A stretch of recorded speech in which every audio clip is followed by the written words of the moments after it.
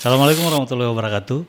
Sahabat-sahabat, sore ini kita Ansor Podcast kedatangan salah satu praktisi emas, jual beli emas ya mas, jual beli emas yang sudah malang melintang di dunia itu.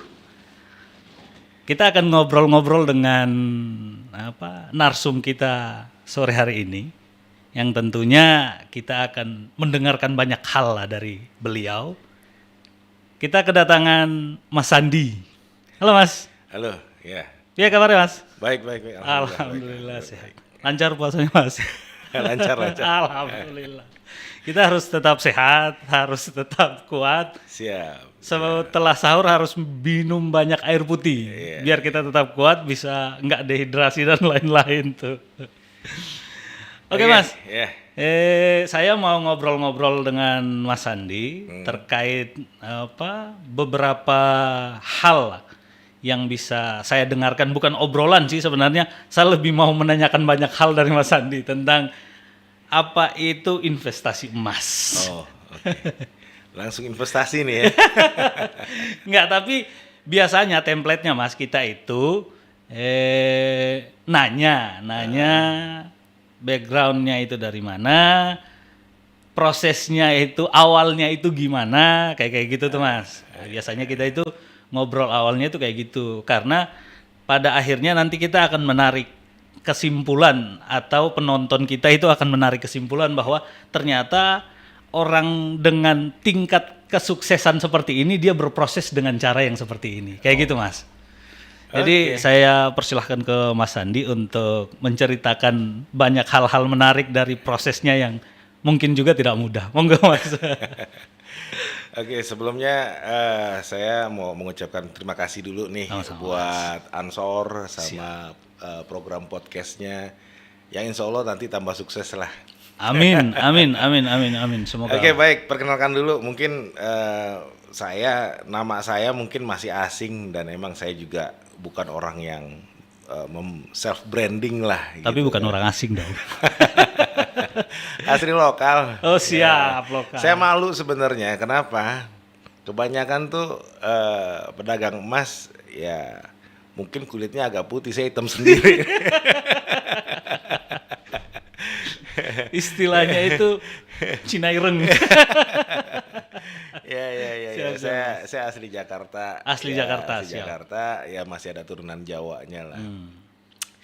Kalau bisa dibilang itu saya tuh generasi ketiga dari industri emas yang ada di keluarga saya. Jadi dari nenek, ya terus anaknya nenek ada beberapa, terus terutama juga bapak saya, baru ke saya. Saya generasi ketiga.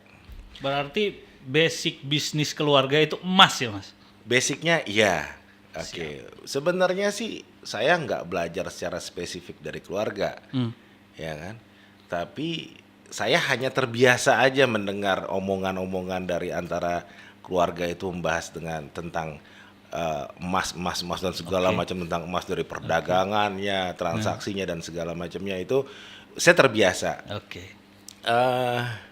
Saya itu lulus kuliah, saya punya dikasih opsi sama bapak saya dulu, mau kerja atau mau buka toko. Wih, biasa pengusaha. Ya. Tawarannya cuma 2. Karena saya malas kerja, Oke.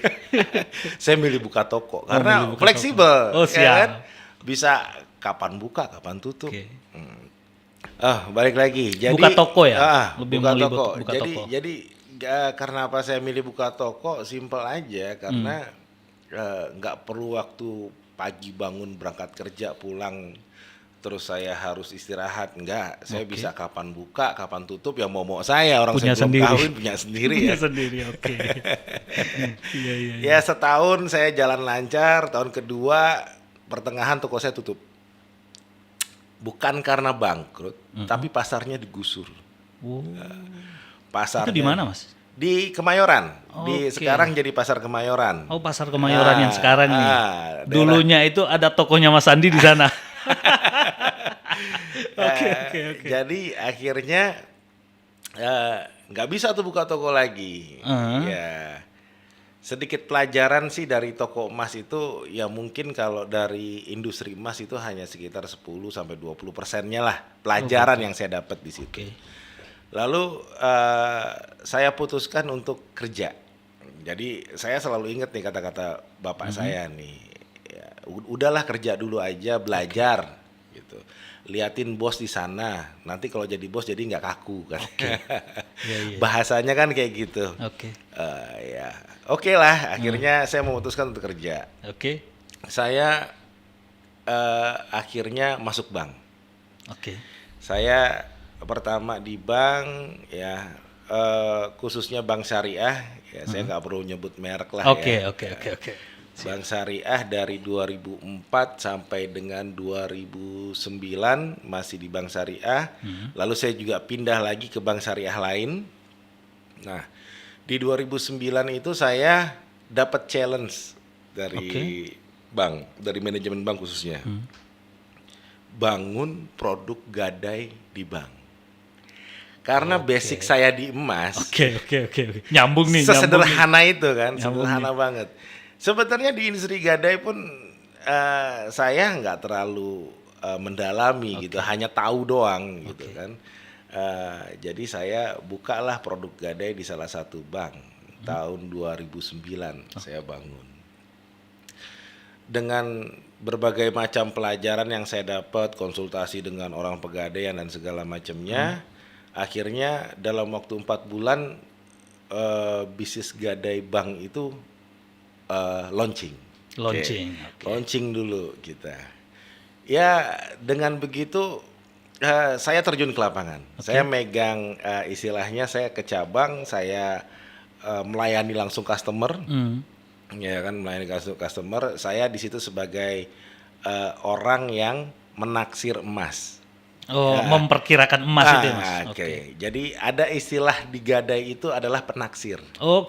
Penaksir ya. Penaksir itu adalah orang yang menentukan nilai emas itu. Gitu. Dengan formula-formula dari bank yang ditentukan oleh bank, lalu berapalah nilai pinjaman yang diterima oleh nasabah. Jadi itu ditentukan oleh seorang penaksir. Lalu saya ya alhamdulillah lumayan tuh lancar ya, karena bank saya cukup branded ya. Jadi lumayan lancar dan banyak nasabah. Akhirnya saya kembali ke pusat. Saya membangun beberapa skema-skema yang pada saat itu untuk menunjang akselerasi bisnis gadai di bank itu. Disitulah saya banyak kenal toko-toko emas. Kan? Di situ saya kenal toko emas, ada toko emas A, B, C, D, saya tahu sistem perdagangannya. Ya nambahlah knowledge lagi sedikit demi comeback sedikit. nih. Sejujurnya bapak saya itu orang yang cukup terkenal di industri emas ini. Cukup terkenal di Pegadaian, dia juga sempat jadi guru besarnya. Di Pegadaian. Orang bilang dia sangat-sangat expert lah, gitu, expert ya. Tapi nggak pernah ngajarin saya. Sama sekali nggak ngajarin sama sekali. Jadi saya belajarnya hanya dari sepengetahuan saya dan teman-teman yang ada di lapangan. Gitu. Akhirnya lumayan sukses produk gadai saya sampai tahun 2011 itu. 2011 akhir pas bulan Desember saya putuskan untuk resign dari bank. Resign dari bank gitu. Jadi basic saya mungkin ada bankingnya, ada gadainya ya kan. Sampai akhir di 2012 awal saya membangun suatu perusahaan sama teman saya. Yang kebetulan toko emas. Gitu. Saya kembali ke habitat. Ya akhirnya kita bangun di sana. Ya alhamdulillah cukup memberikan kontribusi yang cukup lumayan buat perusahaan kami yang kami bangun.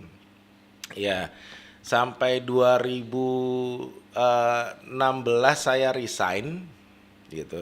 Saya mencoba untuk bisnis sendiri. Pisah dari teman. Wah, 2016 sampai 2018 lah ini. Ini cerita CV lah ya. Bangkrut. Saya coba industri lain, Mas. saya coba main kargo, saya juga coba main seafood ya. Saya coba beberapa kali project-project lah yang saya garap dan itu nggak berhasil. Saya mau Nggak tanya Mas, berhasil, siapa- ya. bangkrutnya itu karena apa sih? Karena saya mencoba mandiri Oke. gitu. Ternyata sendiri itu ada plus ada minusnya. Sendiri untuk melakukan bisnis sendiri itu ada plus dan minus. Plusnya ya kita bebas lah ya. Positifnya kita bebas mau ngapain Iya. aja untuk bisnis sendiri Punyanya ya terserah kita sendiri ini. Oke. Ya minusnya kita nggak punya tempat tukar pikiran, Nggak terkontrol lah. nggak terkontrol gitu. Jadi apapun yang kita lakukan ya kita ngerasa bener, tapi belum tentu dilihat orang benar Iya, kan gitu. iya, betul. Kalau kita ada partner kita bisa sharing, Bisa sharing. tukar Pendapat itu. Iya. memutuskan sesuatu ini harus ada pendapat lainnya. Iya, betul. Gitu. Lalu aset saya semua habis, ya kan?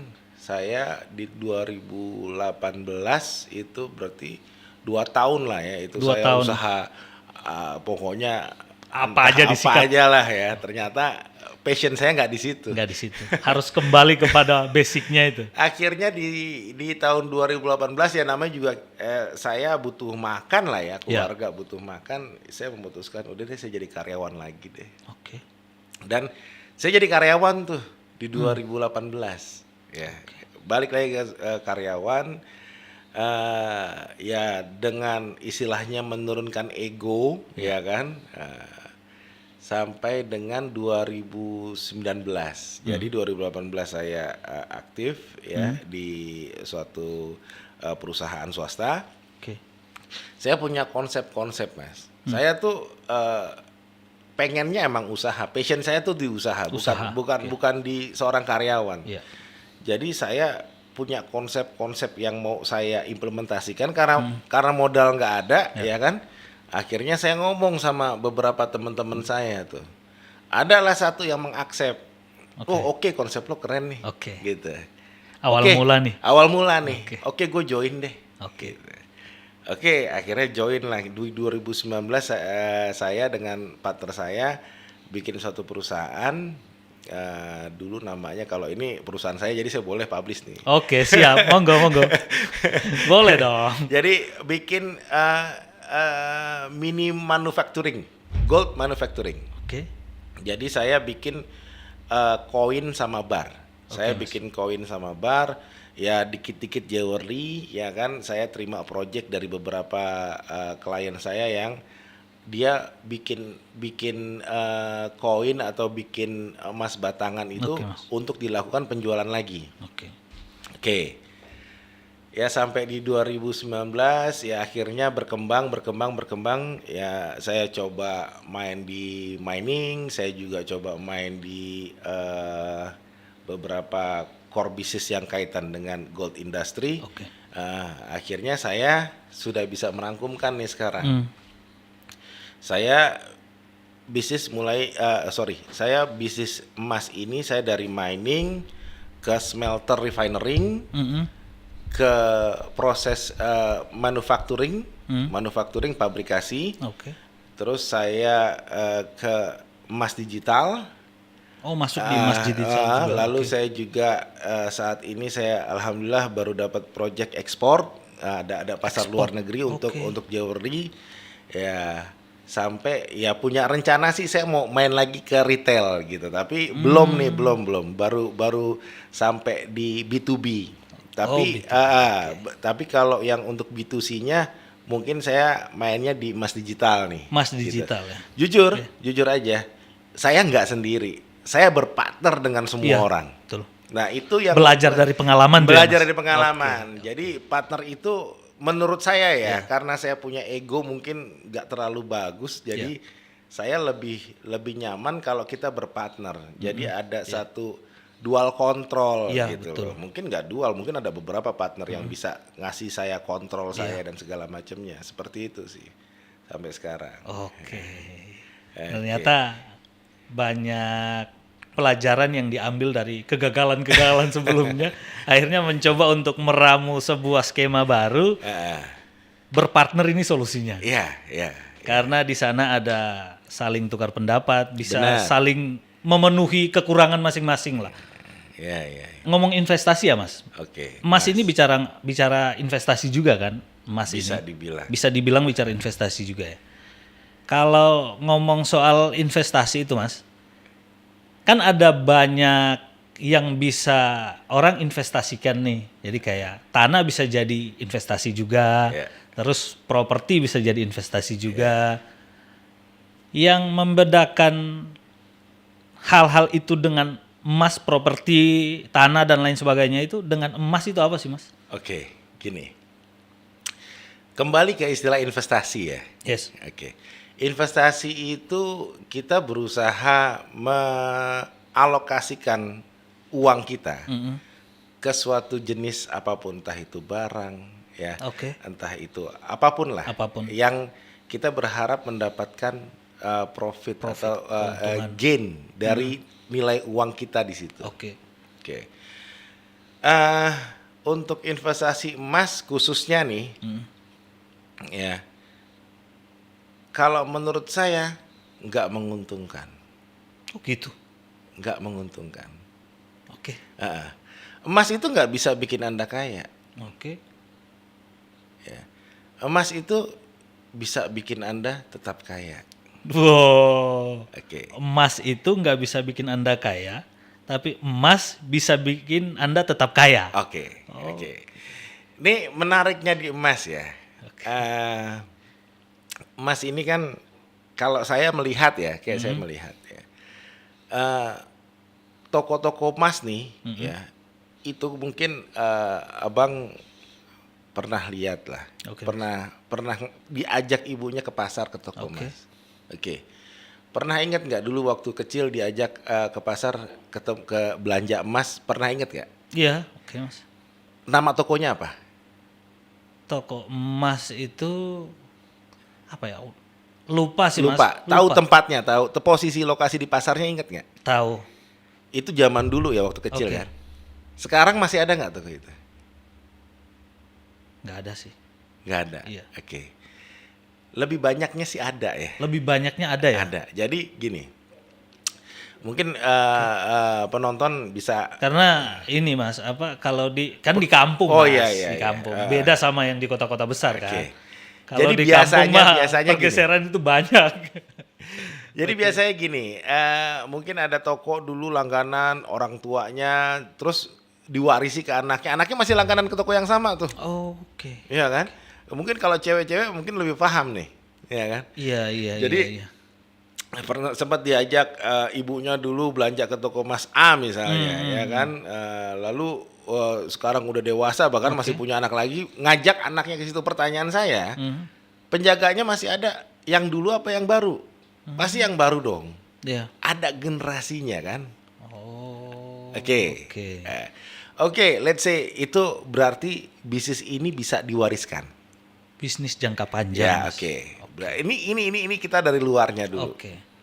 Lalu mungkin kita kenal karena sering belanja di pasar di toko emas, kenal lah sama encinya sama kokonya kan. Kenal, pernah juga mungkin kita ngelihat rumahnya si bos-bos ya yang punya toko emas lah istilahnya gitu kan. Hidupnya makmur. Oke. Dan rata-rata kalau sekarang nih, generasi sekarang nih, yang saat ini jaga di toko emas, mereka itu lulusan luar negeri. Jadi mereka itu mungkin saat ini adalah generasi ketiga atau keempatnya, yang dimana kakek atau neneknya dia atau orang tuanya itu jaga toko emas. Jadi orang tuanya yang saat ini menjaga toko emas itu dulu jaga toko yang sama dan bisa menyekolahkan anaknya ke luar negeri, cukup makmur hidupnya, dan balik lagi ke Indonesia anaknya, bukannya kerja, bukannya usaha lain, balik ke toko lagi, gitu. Karena kenapa? Karena toko emas itu, balik lagi ke omongan saya yang awal, emas itu membuat dia tetap kaya. Wow. Oke ya, Oke, ya. Ini poinnya nih di sini ya. Oke, kenapa saya bilang begitu? Ya, kalau kita punya emas, anggaplah punya emas banyak nih. Iya. Anggaplah 10 kilo lah emas. Wow, itu banyak lah uangnya Banyak gitu. Oke. kita simpen aja ya. 10 tahun, 20 tahun naik nggak harganya? Saya tanya.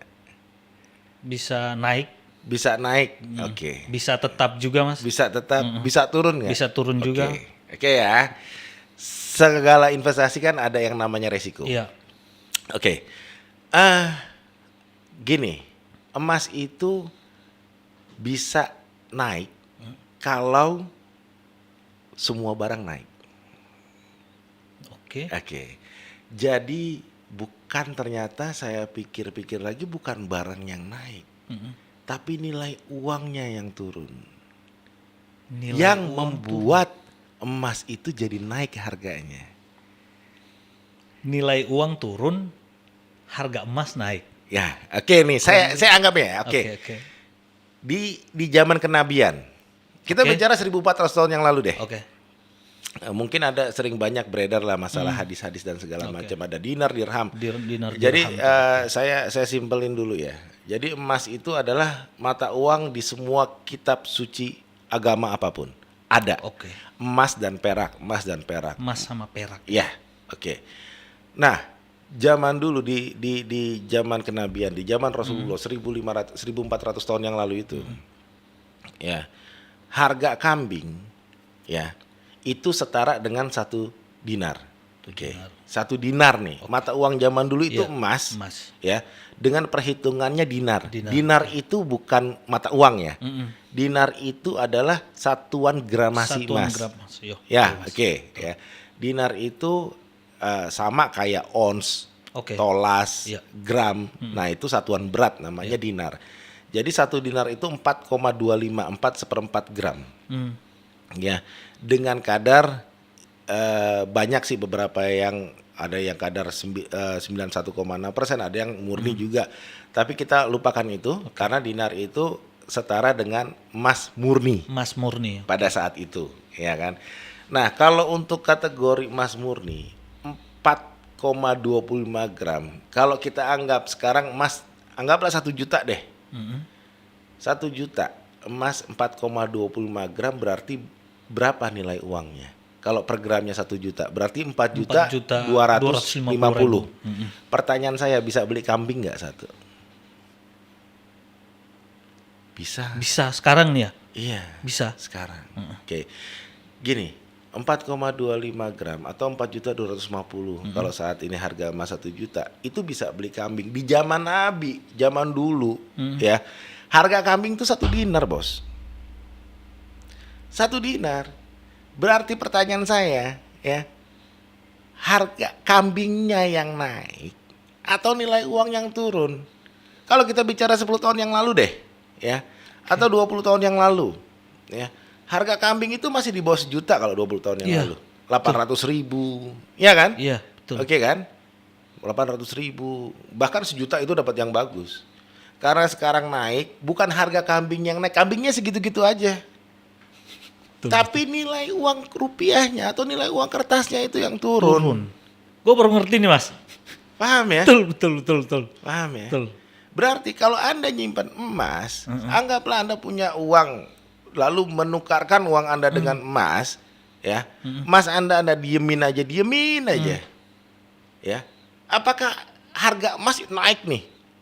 Anggaplah kambing jadi 20 juta. Berarti 1 dinar itu setara dengan 20 juta, anggaplah Iya, seperti itu. betul. Ya kan? Iya. Berarti harga emas naik tinggi dong. Tapi buying power Anda sama. Ya. Kekuatan Anda untuk membeli suatu barang itu sama. Betul. Apakah itu dibilang investasi? Ya. Enggak.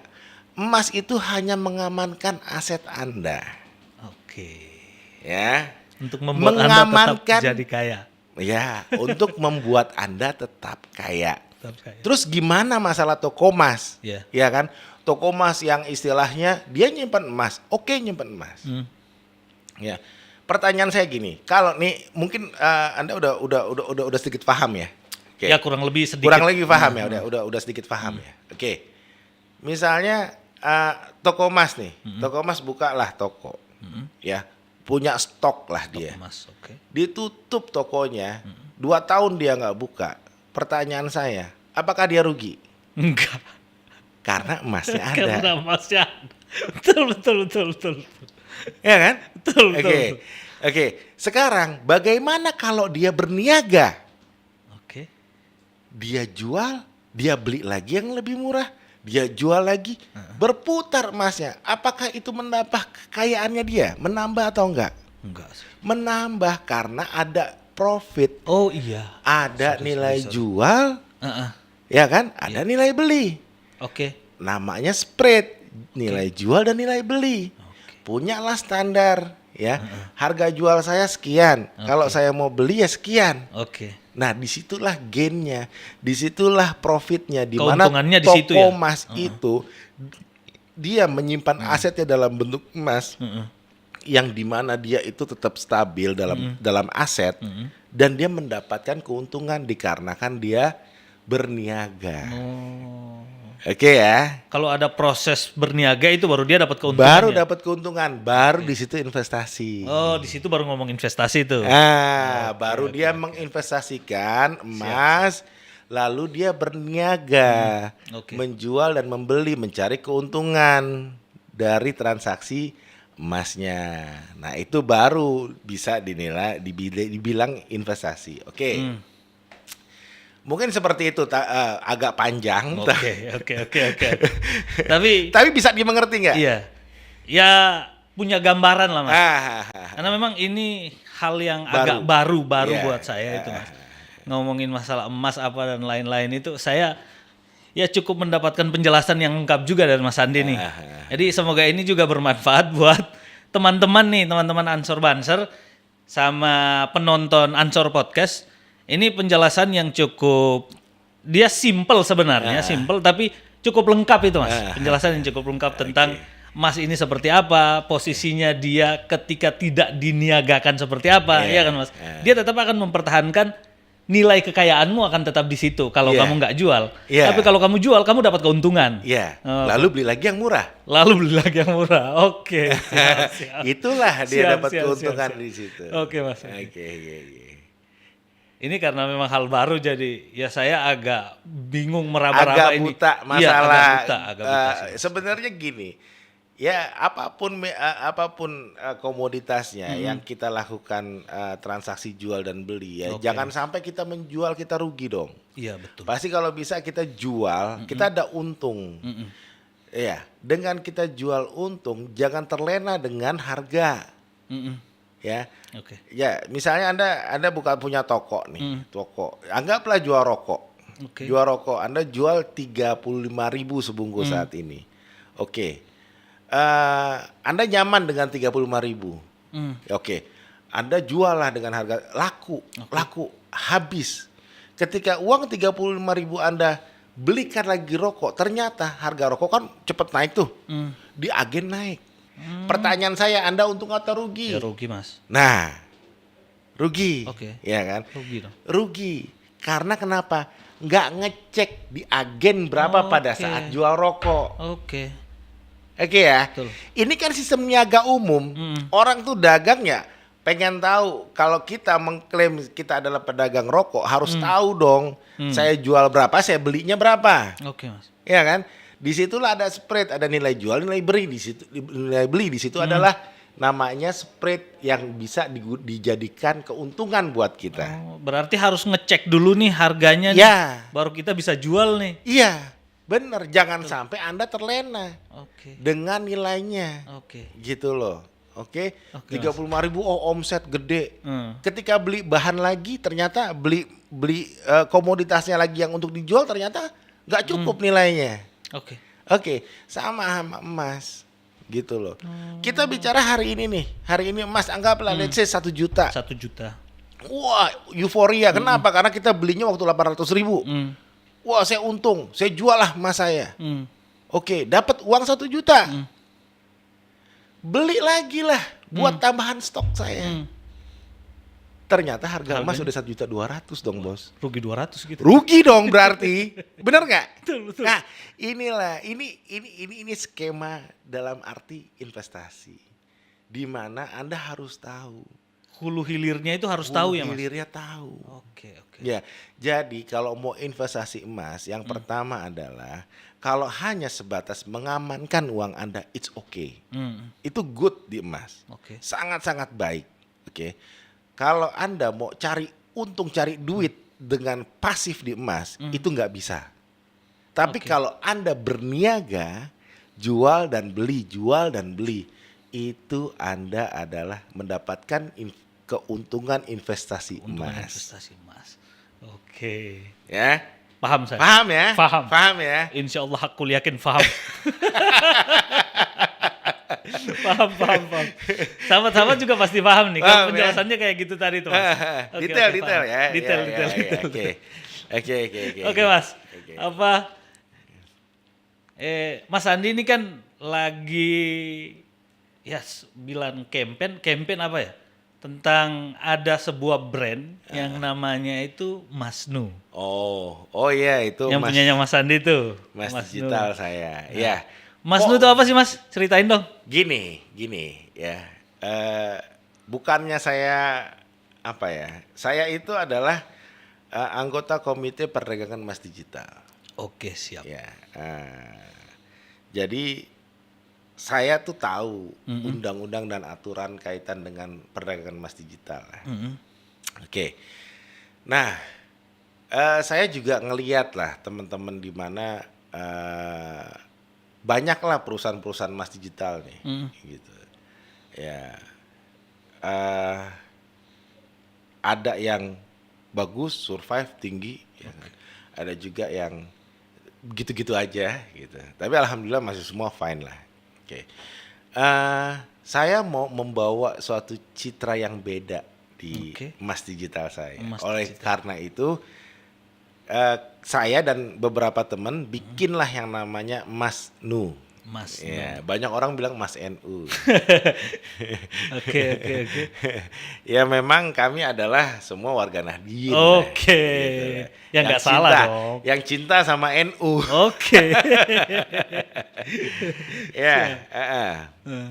Tapi kan ya yang namanya produk dan merek yang sudah beredar, yang sudah eksis sampai dengan sekarang ya sangat banyak dan sangat variatif skema transaksinya gitu. Saya tuh mau membawa ya emas NU itu. Ya saya dapat pesan lah. Dari para ya mungkin sesepuh lah. Ya. Kalau untuk jualan di NU katanya. Ya karena bawa nama NU dan kami adalah warga Nahdien, jadi otomatis kita coba di komunitas kita dulu nih jualannya. Jangan mahal-mahal. Poinnya begitu. Lah ini emasnya mahal. Gimana kasih diskon kan gitu. Ya, oke. Lalu saya berusaha untuk menjalani suatu bisnis emas ya, yang khususnya emas digital ini dengan skema benar-benar real gold transaction, real physical gold transaction. Jadi sesuai dengan perdagangan emas fisik yang beredar. Contoh, Mas. Contoh gini, ya di perdagangan fisik di perdagangan emas itu ada dua derivatif, ya. Ada beberapa macam lah. Yang pertama derivatif, yang kedua adalah kontrak, ya future, ya kan. Yang ketiga ya fisik, ya kan fisik. Jadi ya kalau yang lainnya itu selain fisik ya nggak ada fisiknya, gitu kan. Nah kalau yang fisik ya emas fisik, emas fisik, benar-benar fisik, ada bentuknya, ada emasnya benar gitu kan. Jadi kita bicara budaya ya, budaya perdagangan emas fisik ya di Indonesia khususnya. Yaitu kan ya dari pagi sampai sore selesai gitu. Kalau yang malam itu ya toko emas umum. Karena kita kan bicaranya adalah emas fisik yang istilahnya bahan baku lah. Istilahnya emas dengan kadar 94 kali itu transaksinya biasanya stop di jam 4. Jam 4 sore. Ya. Dan untuk yang pagi dimulai jam 11. Biasanya harga jam 11 buka tutup jam 4. Dalam waktu yang sesingkat itu transaksi emas fisik ya, itu lumayan atraktif lah gitu. Oh, memang ada waktunya ya, Ada Mas? waktunya gitu. Nggak kayak seperti karena gini. Karena harga emas tuh floating, fluktuasi, naik turun naik turun naik turun. Untung kita nggak banyak 1.000 2.000 perak, naik 3.000 ya kita udah pusing gitu kan. Ya seperti yang tadi yang tadi. Iya, Mas. Kita harus tahu, Kita harus ngecek terus ngecek tuh. dulu berapa harga saya belinya kalau saya jual barang ini. Iya, Gitu iya. kan. Kalau saya Betul, Mas. jual barang ini saya harus tahu berapa belinya. Oke. Gitu karena supaya kita nggak rugi. Iya. Karena kita nggak mau dagang Iya. itu rugi kan Betul. gitu pastinya. Oke? Iya. Nah disinilah akhirnya kami membuat suatu pola ya. Skema benar-benar real transaksi physical gold yang ada di digital, yaitu yang saat ini kita beri nama emas Emas NU. Nu. Ya, emas Nu lah. Oke. Nah, emas Nu inilah yang kita nggak bisa melakukan transaksi di malam hari. Contoh gini, contoh ya. Saya jual emas digital. Anda beli emas, anggaplah 100 gram Oke, Mas. pagi hari. Oke. Saya kasih harga tuh, ada nilai jual, ada nilai beli. Ya kan? Iya. Oke. Nilai jualnya berapa? Misalnya 950, ya kan? Nilai beli buyback saya, istilahnya kalau Anda mau jual di tempat Iya. saya terima di harga 935. Spreadnya cuma 15.000 Iya. antara jual dan beli. Oke. Anda belilah di hari itu, di jam itu, di harga itu 950. 950. Saya terima uangnya, ya. Emas Anda ada di saldo. Oke. Oke ya. Oke. Lalu apa yang saya lakukan dari uang itu? Saya harus beli fisiknya lagi, Bos. Oke. Untuk ya, itu adalah emas Anda yang kami simpan. Oke. Oke. Oke, Mas. Saya nggak mau ngambil resiko tinggi karena spread saya tipis. Oke.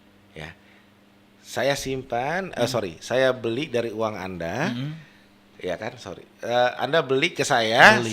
saya belikan lagi, Oke. ya kan, fisik goldnya, Oke. yang saya simpan, oke, selesai. Besoknya harga emas naik menjadi 980.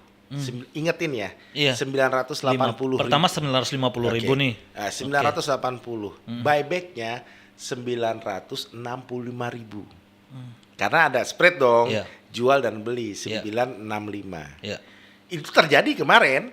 950 naik ke 980 itu terjadi. Itu minggu kemarin terjadi. Gitu. Dan Anda jual. Kliklah jual Ke di aplikasi. di aplikasi itu Mas Nu itu. Oke. Kliklah jual. Anda beli 950, Heeh. ada jual di 960. Bener nggak? 960. 965. Iya. Anda beli barang ini harganya 950.000. 950.000. Lalu Anda jual di 965, untung atau rugi? Untung. Untung. Untung. Oke. Untung dong. Untung. Anda jual lah. Kliklah jual. Apa yang saya lakukan? Ini kan emas ini kan masih ada di saya. Iya. Ya? Iya. Oke, saya jual dong emasnya. Saya ngapain bayarin ngasih transfer ke Anda dalam bentuk uang gitu aja. Ini ada emas Anda 100 gram. Ya, Anda jual lah 100 gram, ya saya jual emasnya. Saya jual emasnya, lalu uang dari hasil penjualannya itu saya kasih ke Anda. Kasih. Selesai dong. Iya. Resiko nggak di saya? Iya. Resiko nggak? Enggak. Enggak. Saya nggak punya resiko karena saya ada fisiknya. Oke. Lain hal bila ada perdagangan di malam hari. Ketika pada saat transaksi, anggaplah let's say jam 7 jam 8 malam gitu kan. Transaksi 1 kilo atau anggaplah 100 gram lah. Belilah 100 gram di perdagangan emas digital. Saya terima uangnya. Oke. Saya nggak bisa beli karena pasar tutup, pasar fisik. tutup. Iya, betul. Ya kan? Terus orang-orang ngakali itu Bingung dengan nih, apa, Mas? bingung nih saya nih. Oke. Besok harinya harga emas naik. Anda jual dengan skema yang tadi. Dari 950 jual lah. Karena pada saat besok harinya harga naik jadi 980, buyback 965. Anda klik jual. Apa yang saya lakukan? Saya megang uang. saya harus nambahin 15.000 dong per gram buat bayar Anda. Betul. Itu resiko besar di perdagangan emas digital kalau tidak mempunyai fisiknya. Gitu. Berarti Mas Nu ini dia punya fisiknya, Mas. Ya, bukan dia punya fisiknya. Uang yang Anda kasih, yang Anda transaksikan untuk membeli emas, saya akan membelikan emasnya. Oke. Ya. Jaminan fisiknya itu ada. Ada. Nah, itu kita bicara jaminan Oke. fisiknya itu ada. Oke. Resikonya berat, Bos. Kalau saya ngambil spreadnya jauh, anggaplah saya jual ke Anda, saya jual ke Anda 1 juta, buyback 900.000, anggaplah 100.000 spread jual belinya nih. Ya kan? Iya. Terus besoknya naik harga emas jadi 1.020.000, buybacknya masih di 920.000. Ya, nothing, nggak masalah gitu loh. Saya megang uang Anda sih udah pasti untung kan gitu. Tapi saya dapat pesan di awal, ini kan buat warga Nahdien, jangan mahal-mahal gitu. Itu saya sepakat. Karena kenapa? Karena inilah saya mau mengedukasikan ke masyarakat di mana ya perdagangan emas tuh begini loh. Oke. Spreadnya ya seperti ini, transaksinya seperti ini loh. Iya. Ya kan? Dia resiko juga ya, Mas ya? Ya, saya punya resiko, ya kan? Sebagai penjual Sebagai kan? penjual karena Punya yang resiko. saya yang harus memegang amanah, Iya. ya kan? Contoh gini deh, contoh Anda beli hari ini, Oke. ya kan? Anda transfer, oke? Tapi transfernya mungkin yang baru besok sampai kan ada tuh, Iya. ada payment gateway dan segala Iya. macam yang baru besok nih saya bisa ambil nih, ya kan? Saya resiko, Bos. Iya. Saya tuh nggak bisa terima uang Anda untuk membelikan emasnya. Iya. Kalau besok naik, pusing lah saya. Iya kan? Saya yang rugi. Udah iklannya 900 sekian, tiba-tiba belinya naik. Iya kan? Iya. Ya kan? Rugi saya. Jadi ya kenapa? Maaf kata, Mas Nu ini agak kaku, tanda kutip. Ya kan? Karena memang mau menjadikan sistem aplikasi emas digital yang real, yang sesuai dengan transaksi emas fisik. Iya. Iya, Karena Bos. risikonya ini tinggi banget itu loh, Mas. Iya kan? tinggi. Lumayan tinggi. Iya. Kalau nggak kita belikan fisiknya. Iya. Gitu. Masalahnya itu. Masalahnya itu. Kalau saya punya fisik dan segala macam, Mas Nu memang punya stok fisik Oke. untuk diperdagangkan gitu loh. Jadi saat ini kita benar-benar nggak tangan kosong. Ya tahu sendiri lah warga Iya. Nahdien yang punya duit tuh ternyata banyak. Oke. Yang mau ikut gabung sama Punya kita. contoh-contohnya, Mas? Contoh-contoh. Itu kayaknya ada Oke. yang beberapa yang di bawah. Oke. Itu Ya, saya mau kasih unjuk ya. Aduh, mana sih ya bukanya? Oke. Kelihatan nggak? kelihatan nggak tuh? Oh, ada logo NU-nya ya? Coba di zoom lagi nih ya. Ada lagi. Ada logo Dan PBNU. ini ya, jujur ya Mas. Oke. Jujur ya. Ini ada logo 1 abad. 1 abad. Wow, keren. Jujur Mas, saya tuh pabrikasi Mas. Saya tuh mencetak beberapa merek lah. Oh, berarti punya percetakan sendiri, Mas? Ya iyalah, kan saya bilang tadi saya punya Oke. Gold Manufacturing. Oke. Jadi ini dibikin oleh perusahaan saya juga yang khusus untuk membuat. Berarti, Mas, kalau orang mau mesan, taruhlah beli emas dengan desain atau model yang mereka pesan itu bisa. Bebas. Wow. Bebas. Gini, saya tuh melayani beberapa kementerian, Oke. BUMN yang Oke. mencetak logo-logo dalam medianya emas ya. Entah itu PIN, entah itu apa, ya kita melakukan. Dan Oke. itu juga terima order juga seperti untuk custom jewelry gitu Oke. loh. Jadi nggak melulu kita B2B juga dalam arti kita berusaha untuk mencoba istilahnya bukan untuk dijual lagi juga, tapi Iya. untuk dikonsumsi sendiri gitu Konsumsi sendiri juga, produknya, oke. produk-produk yang kita bikin gitu loh. Nah itu nggak ada masalah di kita. Jadi kita melayani itu semua. Berarti kalau saya mau pesan tulis nama anak atau istri itu Bisa. boleh. Oh, bisa. Oke, siap. Bisa, Sahabat-sahabat, bisa. itu informasi menarik dari Mas Andi ini. Mas Andi punya percetakan juga, jadi emas yang kita beli itu di Mas Andi itu bisa sesuai requestnya kita. Kita mau request model emasnya seperti apa, ada gambar wajah siapa di dalam itu boleh, bisa. Bisa. Mantap tuh. Oke Mas, lanjut Mas. Oke, ya. Ini contoh-contohnya ya. Intinya gini, ini produk ini ya nggak tahu kenapa ya. Yang dari yang lain, yang banyak teman-teman juga yang cetak di saya. Saya ngerasa ini paling bagus loh di saya. Keren. Iya. Emang keren sih itu. Keren. Banget. Nah, ini kan gini ya. Ini waktu kita mau bikin emas NU 1 abad gitu logonya. Iya. Saya membuatnya itu limited. Oke, Jadi terbatas. saya mau bikin ini menjadi collectible item. Oke. Ya ada beberapa inspirasi lah yang dimana limited itu valuasinya itu bisa akan jauh lebih tinggi dibanding nilai emasnya itu sendiri kan dibanding gitu. Karena sudah masuk nilai kolektor ya. Kolektor gitu. Ya, jadi saya bikinnya tuh hanya 100 piece, biji 100 piece. Ya mungkin kurang lebih masih tinggal kuotanya nggak sampai 40 piece lagi lah.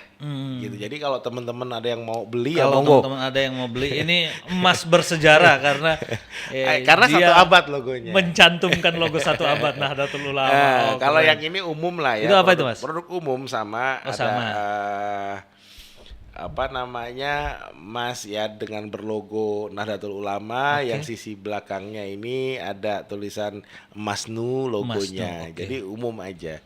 Dan ini memang yang khusus yang 1 abad ini kita bikin 10 gram, 100 piece jumlahnya.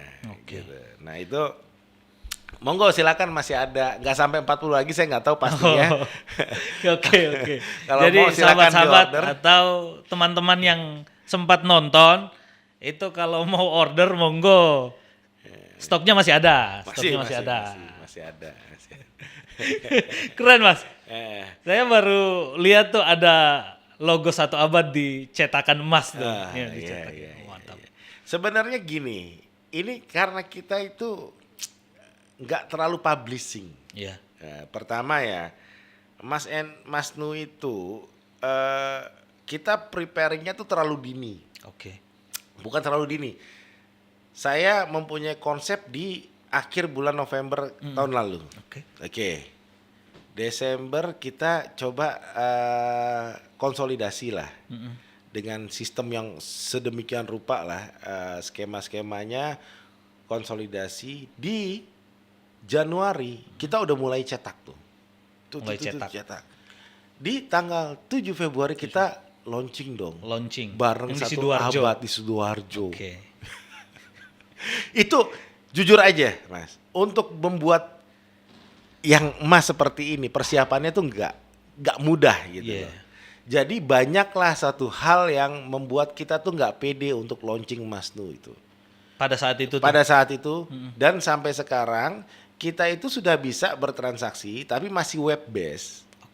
Ya mungkin nanti ketika tayangan ini live ya mungkin sudah ada aplikasinya karena rencananya sih mungkin sekitar seminggu lagi lah udah ada aplikasi.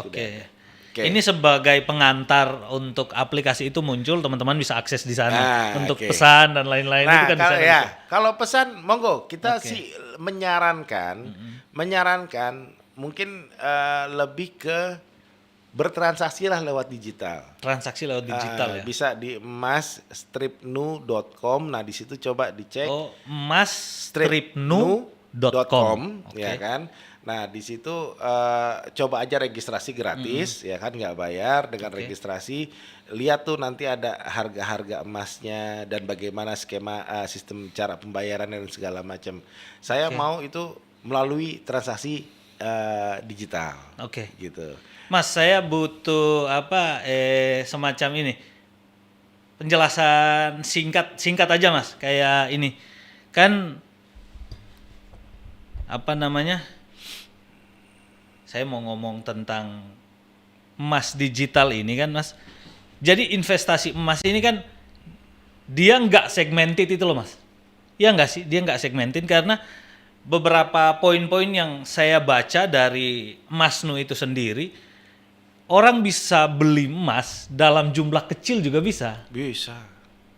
Beda kan sama kayak properti itu butuh budget besar, Oke. terus tanah dan lain-lain Oke, itu butuh. oke. Ini saya mau cerita konsep dasarnya dulu nih dari Mas Nu ya, konsep dasar. Oke. Pertama, anggaplah ini saya punya emas nih. Anggaplah 1 kilo lah emas saya. Oke ya. Saya taruh nih di aplikasi, dijadikan stok untuk jualan di aplikasi atau sistemnya Mas Nu. Oke.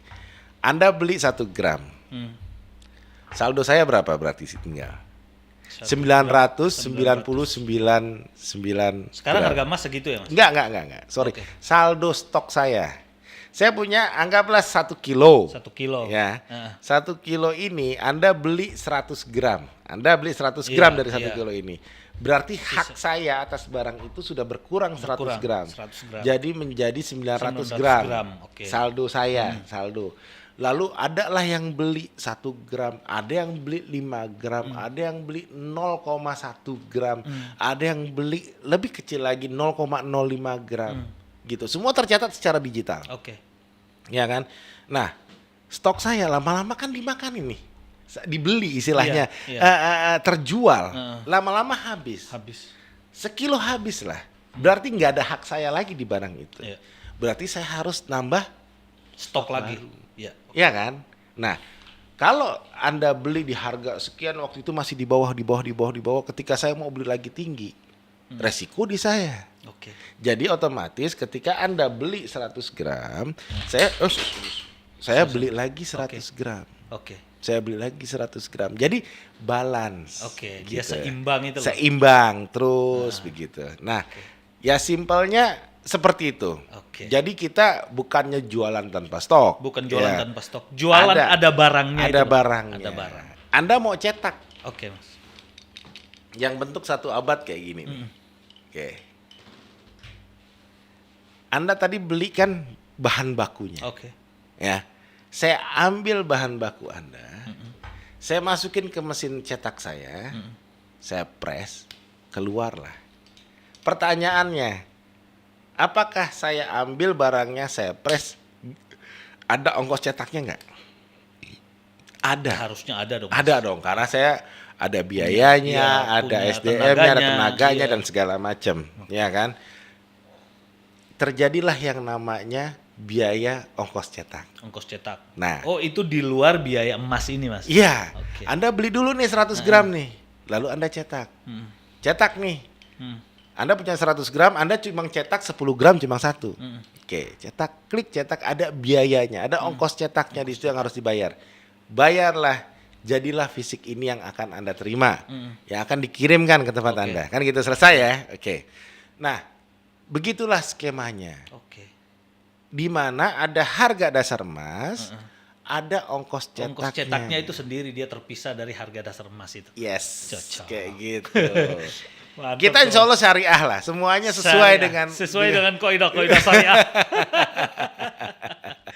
Jadi sahabat-sahabat, kita udah ngobrol banyak dengan Mas Andi terkait dengan apa itu emas, bagaimana pola skema investasi emas, jual beli emas dan lain sebagainya. Oh, itu. satu lagi saya boleh nambahin Oh, nggak? boleh Mas, Oke. boleh. Jadi gini, ini kan khusus, bukan khusus ya, sebenarnya sih umum ya. Iya. Ada satu program Yes. yang tadi yang saya bilang buat teman-teman yang mau berniaga, yang mau dagang, yang mau jualan emas nu. Oh, ada program yang Ada dibuat programnya. Mas? Oleh teman-teman Mas Ada, Nu nih. Oke, ada. oke, Namanya program Duta Emas NU. Wow, sahabat-sahabat jangan ketinggalan nih, keren nih. Gimana itu Mas? Duta Emas NU itu ada beberapa syarat. Ada beberapa syarat untuk menjadi seorang Duta Emas NU. Oh, ada syaratnya. Ada ya. Oke. Ini pilih salah satu ya, bukan Host semuanya. bisa nggak Mas? Saya bisa nggak jadi duta Mas? Nanti kalau masuk kategori dari 4 itu siap. bisa. Oke Mas, oke. Gini, ada beberapa syarat. Sebenarnya itu Anda bagian dari yang mana, nomor 1, nomor 2, nomor 3. Bukan semuanya, bukan. Oke. Yang pertama, Anda adalah ya seorang influencer. Oh. Ya, kita ini skema atau sistem kita adalah pengajuan dan disetujui. Oke. Jadi ada pengajuan dulu ke kami, ke Mas Nu, dan kami akan menyetujui apakah Anda layak menjadi duta Mas NU atau enggak, kan gitu. Oke ya. Yang pertama adalah Anda adalah seorang influencer yang mempunyai ya mungkin di atas 1.000 follower atau subscriber atau apapun itu. Ya kan, itu yang pertama. Atau Anda tuh sebelumnya adalah agent atau reseller dari pedagang-pedagang emas fisik yang saat ini beredar. Ada merek A, merek B, merek C gitu kan, ya. Nah, atau Anda itu memang mau investasi sendiri. Jadi Anda belilah emas di Mas Nu. Ya. Anggaplah 100 gram. Ketika Anda sudah punya 100 gram atau pernah beli 10 gram, besok dijual, terus beli lagi sampai dengan dia pernah membelanjakan uangnya di Mas Nu itu senilai 100 gram. 100 gram. Ya. Dan ajukanlah menjadi duta Mas Nu. Oh, ya. Berarti yang ketiga ini dia punya maksimal pembelanjaan itu 100 gram ya? Ya. Maksimal pembelanjaan. Dia bisa mengajukan diri minimal sebagai dong, minimal 100 gram, dia bisa mengajukan diri sebagai duta emas. Oke. Emas NU. Yang terakhir adalah seorang pengurus dari NU atau Bandung-Bandungnya. Oke. Kita masuk nih. Ajukan. Tapi ini klaster terakhir ini sifatnya pengajuan ya. Oh, pengajuan ya. Pengajuan yang akan kita setuju atau enggak kan gitu. Oke. Nah, nanti di profiling lagi tuh. Di profiling lagi pasti. Ini pantas nggak nih? Karena ada karenanya. Mas Nu itu bisa menjadi pemasukan atau menjadi keuntungan untuk masyarakat. Karena kenapa? Karena Anda bisa menjual lagi barang-barang atau produk-produk Mas Nu itu keluar ke komunitasnya, ke daerahnya atau di lingkungannya, dia bisa jual lagi ke masyarakat lain, ya. Dikarenakan adanya potongan harga khusus untuk duta emas NU. Oh, berarti ada potongan harga untuk teman-teman yang beli lewat teman-teman yang menjadi duta emas NU. Ya. Ini masih banyak lagi nih, masih banyak lagi.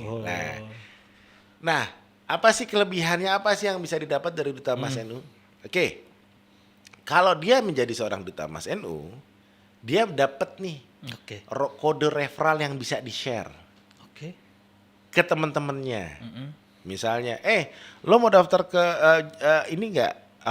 Mau registrasi di Mas Nu enggak? Kalau mau nih pakai referral gue, kata duta Mas NU gitu. Ya kan? Ini pakai kode referral gue nih. Apa ininya, benefitnya? Pokoknya ketika pada saat lo pakai referral gue, lo akan dapat 0,1 gram di awal lo register. 0,1 gram. 0,1 gram. Ya tanpa mungkin, mengeluarkan duit. Ya, dia harus belanja dulu pastinya. Ada belanja dulu. Minimal 0,1 gram. 0,1 gram. Dan saldo yang masuk tuh menjadi 0,2 karena ada bonus 0,1 tambahan dari Mas Nu. Kalau menggunakan referral. Ya kan? Nah, setiap si bawahnya dia atau temennya si duta Mas Nu yang register pakai referral itu, setiap dia bertransaksi, ya, si duta emas itu mendapatkan fee bagian transaksi. Oh, ada fee juga. Ada fee. Jadi transaksi ini saling menguntungkan. Saling menguntungkan. Itu keren, Mas. Jadi sahabat-sahabat, transaksi di Mas Nu itu ternyata dia nggak hanya menguntungkan Mas Sandi sebagai yang punya perusahaan, tapi orang-orang yang terlibat bukan punya saya perusahaannya, rame-rame lah. Iya, maksudnya Mas Sandi yang mewakili rame-rame itu di sini. Jadi nggak hanya menguntungkan pihaknya Mas Sandi aja, tapi teman-teman yang terlibat di sana, bahkan kayak ada teman-teman punya duta emas NU itu teman-teman bisa dapat keuntungan juga dari situ lewat kode referralnya tadi ya. Iya, benar. Kode referral ya. Referral. Oke, Mas. Keren itu, Mas. Gitu. Jadi kita ini ngomongin investasi, saya dapat banyak pencerahan nih Mas. Dapat banyak ilmu dari Mas Andi sore ini nih. Menjelang puasa ini kita dapat banyak berkah ilmu. Jadi sahabat-sahabat, kita udah ngobrol banyak hal dengan Mas Andi, dan karena kita udah mulai mempersiapkan diri untuk menyambut detik-detik untuk buka puasa, jadi kita sudahi cerita yang penuh dengan manfaat ini Mas. Ini cerita yang bermanfaat bagi saya, dan saya rasa teman-teman juga dapat banyak manfaat Insya Allah. dari cerita ini. Dan jangan lupa teman-teman, kalau mau bertransaksi membeli emas ke Mas Nuh, Mas Sandi menjamin bahwa emas yang teman-teman beli itu barangnya ada. Loh, itu yang paling penting tuh, karena banyak transaksi digital emas itu Mas, yang memang juga kadang barangnya itu nggak ada itu loh Mas. Iya nggak sih? Tapi Mas NU ini insya Allah amanah, dia mau tetap ketika teman-teman beli barangnya itu langsung ada. Iya, insya Allah kami tuh diawasi oleh PBNU. Jadi iya. apapun itu, karena kita pakai nama-nama NU. Oke, betul. Ya ada ancaman yang cukup keras. Lu jangan Coba macam-macam dimani lu. Jangan macam-macam lu. Lu jangan macam-macam. Oke. Rusak gara-gara nama Mas yang nggak benar nantinya.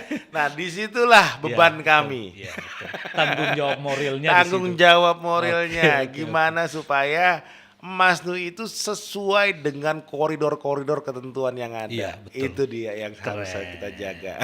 Oke. Makasih Mas Andi udah sama-sama. gabung di Answer Podcast dengan kita.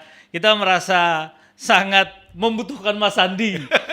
Pertama ternyata memang iya betul. Informasi banyak kita dapat di sini, banyak pelajaran yang kita dapat di sore hari inilah. Semoga sahabat-sahabat Ansor Banser di seluruh Indonesia mendapatkan banyak informasi, mendapatkan banyak pelajaran. Mau terlibat di dalam transaksi emas Nu juga boleh, mau terlibat sebagai duta emas Nu juga boleh. Pokoknya boleh, yang penting memenuhi syarat ya. Gitu. Oke sahabat-sahabat, kita akhiri. Sekian dari saya. Wallahul muwaffiq ila aqwamit thoriq. Wassalamualaikum warahmatullahi taala wabarakatuh. Waalaikumsalam warahmatullahi wabarakatuh.